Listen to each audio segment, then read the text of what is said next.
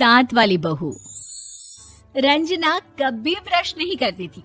उसे कितनी बार उसके माँ बाप ने डांटा, लेकिन उसका कोई असर उस पर होता ही नहीं था, जिस कारण से उसके दांत पीले पीले हो जाते हैं। शादी के बाद। अरे बहू, वैसे तो तुझ में कोई कमी नहीं है, पर तेरे दांत इतने पीले कैसे हैं बेटा? कैसे मतलब? कुछ सर्जरी थोड़ी ना कराई है। वो तो क्या नाम, मैं ब्रश नहीं करती थी तो पीले हो गए। अब क्या करूं? आप कहे तो लाल करवा लूं या फिर काले? यार ये क्या है, क्यों माँ से लड़ रही हो? लड़ रही हूँ? अरे मैं लड़ रही हूँ या ये बोल रही है कि दांत पीले हैं, पीले। अरे तपस्या थोड़ी ना की है इन्हें पीले करने के लिए। बकायदा ब्रश नहीं किया है 20 साल तक, तब जाकर। छी, कैसी बात कर रही हो? ये उस वक्त तो पीले नहीं थे जब हम लोग तुम्हें देखने आए थे। अरे तब साफ करवा लिया होगा डेंटिस्ट के पास जाकर। अब देखो कैसे पीले पीले लग रहे हैं। रंजना सास की तरफ गुस्से से देखती है। फिर शुरू हो गई पीले पीले पीले। अरे पीले तो तब भी थे जब मेरे हाथ का रसगुल्ला उड़ा उड़ा कर खा रही थी और बोल रही थी, लड़की नहीं गुणों का खजाना दे रहे भाई साहब आप। खैर, अब वो लोग करते भी तो क्या करते, पीले दांत वाली बहू पल्ले पड़ी थी तो झेलना तो था ही। एक दिन कीर्तन में रंजना गाना गा रही थी। अरे कमला बहन, माँ का द्वार है, यहाँ तो सब शुद्ध होकर आते हैं, फिर अपनी बहू को ब्रश भी नहीं करवाती तुम। दूर से पीले पीले दांत भक्ति में बाधा उत्पन्न कर रहे हैं। अरे कोई 2 साल के बच्चे थोड़ी ना लेकर आई हूँ मैं बहू बनाकर। अच्छी खासी लड़की है, अरे कैसे करवाऊं ब्रश?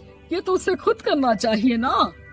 अब माँ बाप तो इसके जैसे तैसे निपटा दिए, ये नहीं सोचा कि सास कैसे संभालेगी। सास बहू को लेकर घर आ जाती है, लेकिन सोच लेती है कि अब इसे लेकर कहीं नहीं जाएगी। अगले रोज बहू कहती है, अरे क्या हो गया, मंदिर नहीं जाना क्या? कीर्तन का वक्त हो रहा है। मेरी मधुर वाणी से कान्हा जी जागते हैं और सोते हैं। आप तो जानती है ना उनकी भक्ति में कितना मन लगता है मेरा। वो क्या है ना, तबीयत ठीक नहीं लग रही है मेरी, आराम करूंगी मैं। तबीयत ठीक नहीं लग रही? अभी तो मिथुन के गाने पर नाच रही थी आप, और अब बोल रही है कि तबीयत ठीक नहीं लग रही। अरे भक्ति में मन लगा लो सासू माँ, ऊपर जाना है, क्या मुंह दिखाओगी आप? हाँ? सास को बहू की बात पर गुस्सा आ जाता है। मैं क्या मुंह दिखाऊंगी, इसकी चिंता तो ना कर, समझी? अपने मुंह की चिंता कर, जो ये पीले पीले दांत लेकर हर जगह पहुंच जाती है। पता है लोग कितना मजाक बनाते हैं। ना जी ना, मैं नहीं जाना कहीं तेरे साथ। तो ये बात है।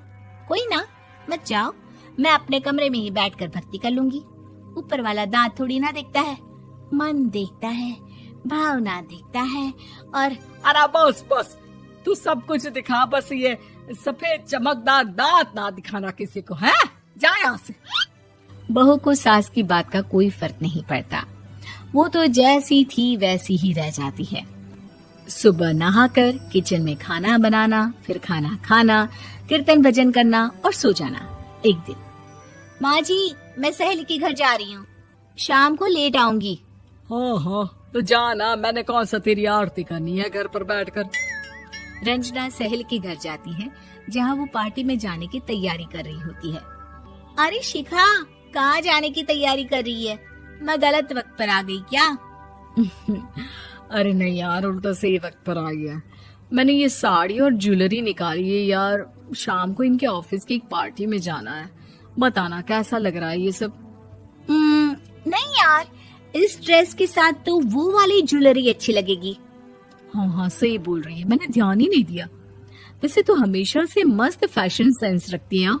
तो बड़ा जाती होगी ना पति के साथ पार्टी में। रंजना कुछ नहीं बोलती, बस सोचती है कि यार काश ये बात सही हो जाती, पर मैं क्यों नहीं जाती पार्टी में? क्या इन लोगों की कोई पार्टी होती नहीं होगी? रंजना घर आती है और रात में पति से सवाल करती है, एक बात बताइए, आप मुझे किसी पार्टी में क्यों नहीं ले जाते? क्या आपकी यहाँ ऑफिस में पार्टी नहीं होती? पति बेचारा क्या कहता कि दांत पीले हैं तुम्हारे इसलिए। अरे कोई पार्टी होती नहीं हम लोगों के ऑफिस में, तो कहाँ से लेकर जाऊं? और मार्केट, मॉल, कहीं वीकेंड घूमना, कहीं तो। अरे यार, सारे हफ्ते में एक छुट्टी मिलती है, तो सोचता हूँ कि आराम ही कर लूं। क्यों? रंजना मन मार के रह जाती है। पहले कभी सास के साथ मंदिर जाया करती थी, लेकिन वो भी सास ने ले जाना बंद कर दिया। घर बैठी बैठी रंजना बोर हो जाती है। तभी उसे आइडिया आता है और वो मायके जाने का सोचती है। सासू माँ, 2 दिनों के लिए मम्मी के घर जा रही हूँ। अच्छा अच्छा, ठीक है, आराम से जा। और हाँ, माँ से कुछ अच्छी आदत सीख कर आना कि कैसे शरीर के हर भाग की तरह दांतों की सफाई भी जरूरी होती है, समझी? शुरू हो गई ना आप। वो लोग आपकी तरह नहीं है कि छोटी छोटी बात का बतंगड़ बना दे। उन लोगों के लिए मैं मायने रखती हूँ, ना कि मेरे पीले पीले दांत। रंजना माँ को बिना बताए उन लोगों को सरप्राइज देती है, लेकिन जैसे ही वो दरवाजे पर पहुंचती है, अंदर देखती है कि घर वाले कहीं जा रहे होते हैं। अब माँ, काश रंजना दीदी के दांतों वाली प्रॉब्लम नहीं होती, तो वो भी हम लोगों के साथ चलती ना बुआ जी की बेटी की शादी में। हाँ बेटा, लेकिन अब उसे कौन समझाए कि उसको उसके पीले दांत नहीं दिखते, लेकिन उसके आसपास के लोगों को कितना एम्बैरेसिंग फील कराते हैं। मुझे तो कितनी बार उसके स्कूल की टीचर ने शिकायत की कि उसके साथ कोई लड़की बैठना भी नहीं चाहती, और ना ही कॉलेज में कोई उससे बात करना चाहता था। लेकिन पता नहीं क्यों उसे ये बात समझ में ही नहीं आती। कोई कमी नहीं है उस लड़की में, बस यही कि दांत पीले हैं। वो तो भला हो जीजाजी और उनकी माँ का, जो दीदी को जैसी है वैसे ही रखा हुआ है। रंजना को अपने घर वालों की बात सुनकर बहुत दुख होता है। वो सोचती है कि वो क्या करे, लेकिन फिर वो सीधा डेंटिस्ट के पास जाती है, अपने दांत चमकाती है और कसम खाती है कि वो रोज ब्रश करेगी। अरे क्या हो गया? तुम तो 2 दिनों के लिए गई थी ना, पर कोई ना, अच्छा है, चलो आ गई तो। रंजना सास के सामने आकर खड़ी हो जाती है और पूरी स्माइल करती है, उसके चमकदार दांतों को दिखाती हुई। चले मंदिर। माँ, मुझे माफ कर दीजिए,